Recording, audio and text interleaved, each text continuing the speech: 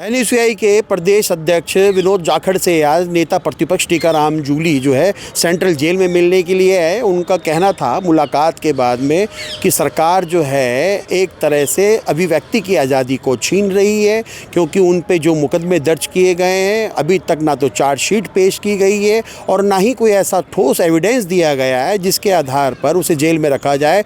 और उन्हें साथ में ये भी कहा है कि दलितों पर जो अत्याचार किए जा रहे हैं ये भी अपने आप में सरकार की नाकामी दिखाई देती है। और साथ में उन्होंने कहा है कि अगर सही में जाखड़ ने अगर कुछ गलत किया है तो उसके वीडियो फुटेज क्यों उपलब्ध नहीं कराए जा रहे। हम हालचाल पूछने के लिए आए थे कि अंदर उनको कैसे रखा जा रहा है, कैसे खाना दिया जा रहा है, कैसे मेडिकल सुविधाएं दी जा रही है।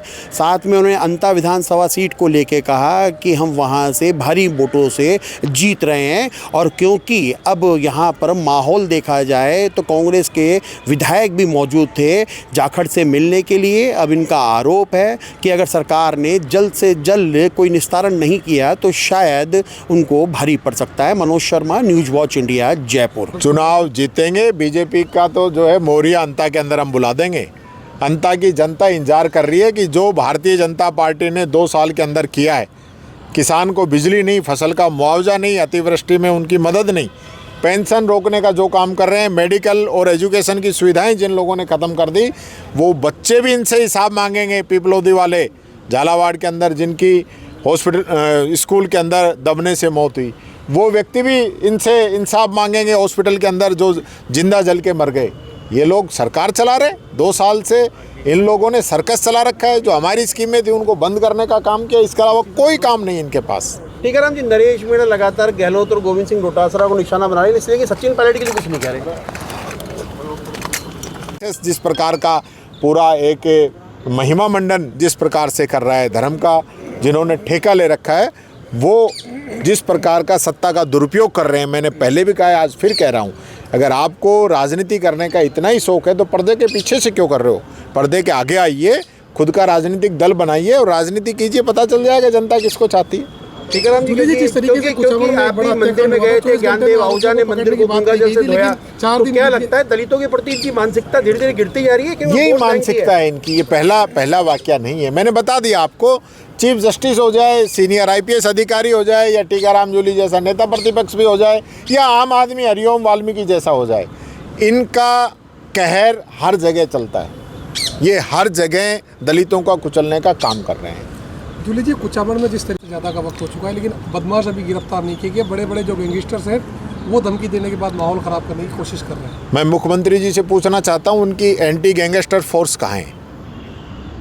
बताएं, जवाब दें मेरे को कि वो एंटी गैंगस्टर फोर्स कहाँ है, क्या काम कर रही है? बहुत बड़ी बड़ी बात कर रहे थे ना आप।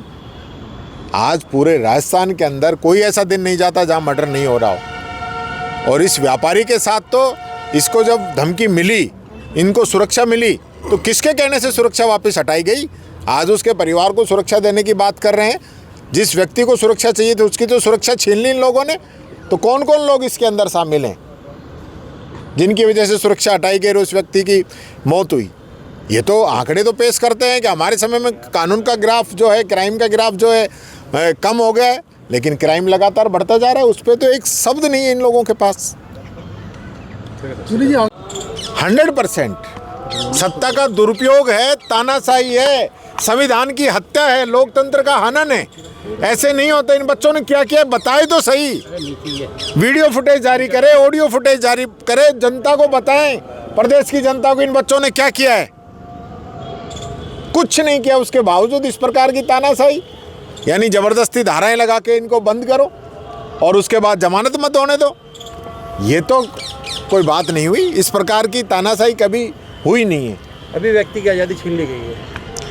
100% अभिव्यक्ति की आज़ादी को छीनने का काम किया जा रहा है। और अभिव्यक्ति अगर कोई करता है तो उस पर देशद्रोह तक ये मुकदमे लगाने की फिराक में रहते हैं। आज देश के अंदर हालात क्या हैं, लद्दाख से लेकर साउथ तक, आपके मणिपुर तक क्या हालत हो चुकी है। कोई सुनने वाला नहीं है, कोई देखने वाला नहीं है। भ्रष्टाचार सरकार का इस प्रकार का आलम है कि हालत बद से बदतर होते जा रहे हैं। कल आपने देखा होगा, 2 दिन पहले एक दलित IPS ने सुसाइड कर लिया। आपने देखा होगा 3 दिन पहले देश के चीफ जस्टिस ऑफ इंडिया पे जूता फेंका जाता है। आपने 4-5 दिन पहले देखा होगा कि यूपी के अंदर सरेआम एक दलित को पीट पीट के मार दिया जाता है।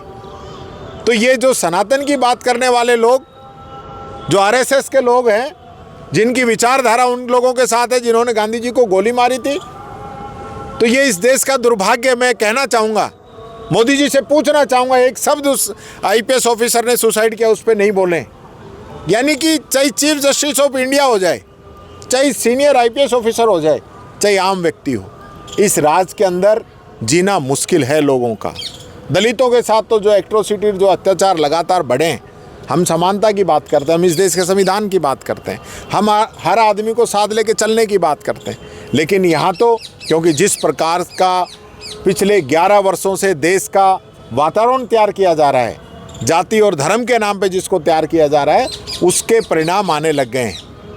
ये पूरा देश जो है जिस ओर जा रहा है, मैं फिर अपील करना चाहूँगा मोदी जी को कि आप इस देश के प्रधानमंत्री हैं, इस देश के संविधान ने आपको प्रधानमंत्री के पद पे पहुँचाया है, आप उस संविधान को कुचलने का, ख़त्म करने का काम नहीं करें।